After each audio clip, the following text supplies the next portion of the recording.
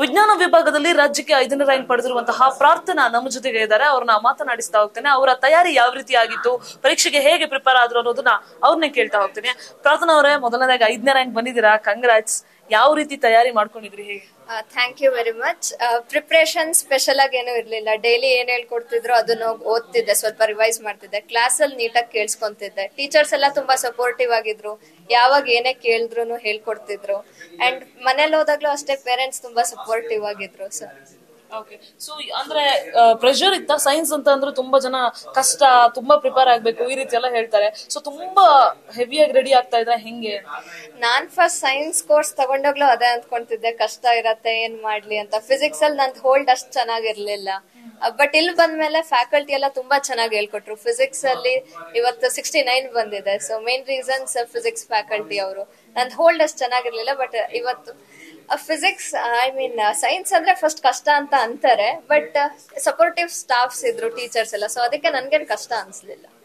Suggestions ಏನ್ ಕೊಡ್ತೀರಾ ಮುಂದೆ ಬರೋರಿಗೆ? ಈಗ ನಿಮ್ಮನ್ನ ನೋಡಿ ನೀವು 5th ರ್ಯಾಂಕ್ ಬಂದಿದ್ದೀರಾ, ಸೊ ನೆಕ್ಸ್ಟ್ ಈಗ ರ್ಯಾಂಕ್ ಪಡಿಬೇಕು ಅಂತ ಅನ್ಕೊಂಡಿರೋರಿಗೆ ಏನ್ ಸಲಹೆಗಳನ್ನ ಕೊಡ್ತೀರಾ? ಏನೂ ಇಲ್ಲ, ಕನ್ಸಿಸ್ಟೆಂಟ್ ವರ್ಕ್ ಮಾಡ್ಬೇಕು. ಡೈಲಿ ಅವತ್ತಿಂದ ಅವತ್ತು ಹೋಗಿ ಓದಿದ್ರೆ ಎಂಡ್ ಮಿನಿಟ್ ಅಲ್ಲಿ ತುಂಬಾ ಪ್ರೆಷರ್ ಇರಲ್ಲ. ಸೊ ಅಷ್ಟೇ, ಕನ್ಸಿಸ್ಟೆನ್ಸಿ. ಪೇರೆಂಟ್ಸ್ ಎಲ್ಲ ಯಾವ ರೀತಿಯಾಗಿ ಸಪೋರ್ಟಿವ್ ಆಗಿದ್ರು, ಮತ್ತೆ ಕಾಲೇಜಲ್ಲಿ ಯಾವ ರೀತಿಯಾದಂತಹ ಸಪೋರ್ಟ್ ಸಿಗುತ್ತೆ? ಪೇರೆಂಟ್ಸ್ ಯಾವತ್ತೂ ನನಗೆ ಪ್ರೆಷರೈಸ್ ಮಾಡಿಲ್ಲ. ಇಷ್ಟೇ ಬಾ, ಫಸ್ಟ್ ರ್ಯಾಂಕ್ ಬಾ, ಕಡಿಮೆ ಯಾಕೆ ಬಂತು. ಪ್ರಿಪ್ರೇಟರಿ ಅಲ್ಲಿ ಒಂದೊಂದ್ಸಲಿ ಕಡಿಮೆ ಬರ್ತಿತ್ತು, ಬಟ್ ಪೇರೆಂಟ್ಸ್ ಯಾವತ್ತೂ ನನಗೆ ಫೋರ್ಸ್ ಮಾಡಿಲ್ಲ. ಕಡಿಮೆ ಆಗ್ಲಿ ಜಾಸ್ತಿ ಆಗ್ಲಿ ನಿಂಗೆ ಎಷ್ಟಾಗತ್ತೆ ಅಷ್ಟು ಮಾಡು ಅಂತಿದ್ರು. ಇಲ್ಲೂ ಅಷ್ಟೇ, ಕಾಲೇಜಲ್ಲಿ ಎವ್ರಿ ಟೆಸ್ಟ್ ಆದ್ಮೇಲೆ ಹೇಳ್ತಿದ್ರು ಏನೇನ್ ಮಿಸ್ಟೇಕ್ ಆಯ್ತು ಅಂತ ಎಲ್ಲ ತೋರಿಸಿ. ಸೊ ತುಂಬಾ ಸಪೋರ್ಟಿವ್. ಥ್ಯಾಂಕ್ ಯು ಪ್ರಾರ್ಥನಾ, ಆಲ್ ದಿ ಬೆಸ್ಟ್. ಇದು ಪ್ರಾರ್ಥನಾ ಅವರು ಹೇಳಿರುವಂತಹ ಮಾತು. ನನ್ನ ಜೊತೆಗೆ ಪ್ರಾರ್ಥನಾ ಅವರ ತಂದೆ ತಾಯಿ ಕೂಡ ಇದ್ದಾರೆ, ಅವ್ರನ್ನ ಕೂಡ ಮಾತಾಡ್ಸ್ತಾ ಹೋಗುವಂತಹ ಪ್ರಯತ್ನ ಮಾಡ್ತೀನಿ. ಸರ್ ಹೇಳಿ, ನಿಮ್ಮ ಮಗಳು ರಾಜ್ಯಕ್ಕೆ 5ನೇ ರ್ಯಾಂಕ್ ಪಡೆದಿದ್ದಾಳೆ, ಕೇಳಿದ ತಕ್ಷಣ ಎಷ್ಟು ಖುಷಿ ಆಯ್ತು ಸರ್? ಅಲ್ಲ, ಫಸ್ಟ್ ಅಂದ್ರೆ ಮಾತಾಡೋದಕ್ಕೆ ಬರಲ್ಲ ನಮಗೆ. ಯಾವುದೇ ತಂದೆ ತಾಯಿಗೂ ಮಕ್ಕಳು ಚೆನ್ನಾಗಿ ಓದಿದ್ರೆ ಖುಷಿ ಆಗುತ್ತೆ. ಅವಳು ಅಂದ್ರೆ ಅದೇ ಅವತ್ತಿಂದ ತಯಾರಿ, ಅವತ್ತಿಂದ ಎಲ್ಲ ಚೆನ್ನಾಗಿ ಅವತ್ತಿಂದ ವರ್ಕ್ ಮಾಡ್ಕೊಂಡು ಚೆನ್ನಾಗಿ ಓದ್ತಾ ಇದ್ಲು.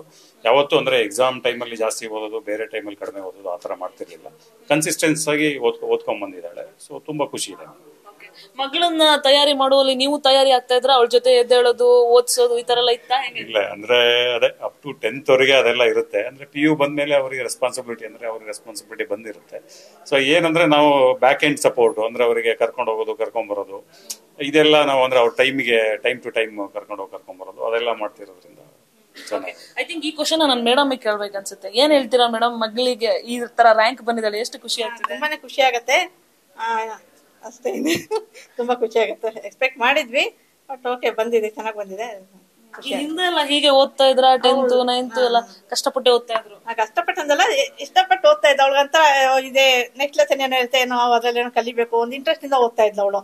ಯಾವಾಗ್ಲೂ ಅಂದ್ರೆ ಯಾವಾಗ್ಲೂ ಮಗಪ್ ಮಾಡ್ತಾ ಇರ್ಲಿಲ್ಲ, ಅರ್ಥ ಮಾಡ್ಕೊಂಡು ಓದ್ತಾ ಇದ್ಲು. ಏನೇ ಡೌಟ್ ಬಂದ್ರು ಟೀಚರ್ಸ್ ನ ಕೇಳ್ತಾ ಇದ್ಲು, ಯಾವ್ದಕ್ಕೂ ಹಿಂಜರಿತಾ ಇರ್ಲಿಲ್ಲ. ಬೋಲ್ಡ್ ಆಗಿದ್ಲು ಓದೋದ್ರಲ್ಲಿ. ಸೊ ಕೇಳ್ತಾ ಇದ್ಲು ಟೀಚರ್ಸ್ ನ. ಅದು ಅವರು ಅದೇ ತರ ಏನೇ ಡೌಟ್ ಇದ್ರು ಬಂದು ಕೇಳಂತಿದ್ರು. ಅವಳು ಅಲ್ಲೇ ಮಾಡ್ತಾ, ಯಾವ ಟ್ಯೂಷನ್ ಹೋಗ್ದಿರಾ ಅಲ್ಲೇ ಸ್ಕೂಲು ಕ್ಲಾಸಲ್ಲೇ ಎಲ್ಲ ಡೌಟ್ಸ್ ಎಲ್ಲ ಕ್ಲಿಯರ್ ಮಾಡ್ಕೊಂಡು ಓದಿದ್ಲು. ಅದು ತುಂಬಾ ಖುಷಿ ಇದೆ ನನಗೆ. ರಿಲೇಟಿವ್ಸ್ ಎಲ್ಲ ಏನಂತಾರೆ, ಮಗಳ 5ನೇ ರ್ಯಾಂಕ್ ಬಂದಿದ್ದಾರೆ ಅಂತ ಫೋನ್ ಗಿನ್ ಮಾಡಿದ್ರ? ಇನ್ನ ಯಾರಿಗೂ ಗೊತ್ತಿಲ್ಲ. ನಾವು ಜಸ್ಟ್ ರಿಸಲ್ಟ್ ಬಂದ ತಕ್ಷಣ ಕಾಲೇಜಿಗೆ ಫೋನ್ ಮಾಡಿದ್ರೆ ಇಲ್ಲಿ ಬಂದ್ವಿ ಅಷ್ಟೇ.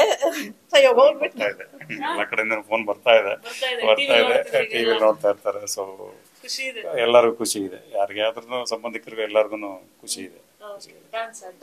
ಇದು ಪ್ರಾರ್ಥನಾ ಅವರ ತಂದೆ ತಾಯಿ ಹೇಳ್ತಾ ಇರುವಂತಹ ಮಾತು.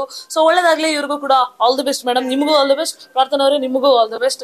ಸೊ ಇದಿಷ್ಟು ಪ್ರಾರ್ಥನಾ ಅವರ ಕಡೆಯಿಂದ ಒಂದಷ್ಟು ಮುಂದೆ ಓದುವಂತಹ ಮಕ್ಕಳಿಗೆ ಕೊಡ್ತಾ ಇರುವಂತಹ ಸಲಹೆ. ಅವತ್ತಿಂದ ಅವತ್ತೇ ಓದ್ಕೊಂಡು ಹೋದ್ರೆ ಯಾವುದೇ ರೀತಿ ಪ್ರೆಷರ್ ಆಗಲ್ಲ ಅನ್ನುವಂತಹ ಮಾತನ್ನ ಹೇಳ್ತಾ ಇದ್ದಾರೆ. ಕ್ಯಾಮರಾಮನ್ ಮಂಜುನಾಥ್ ಹೊಸಕೋಟೆ ಜೊತೆ ಪ್ರಗತಿ ಶೆಟ್ಟಿ, ನ್ಯೂಸ್ ಫಸ್ಟ್, ಬೆಂಗಳೂರು.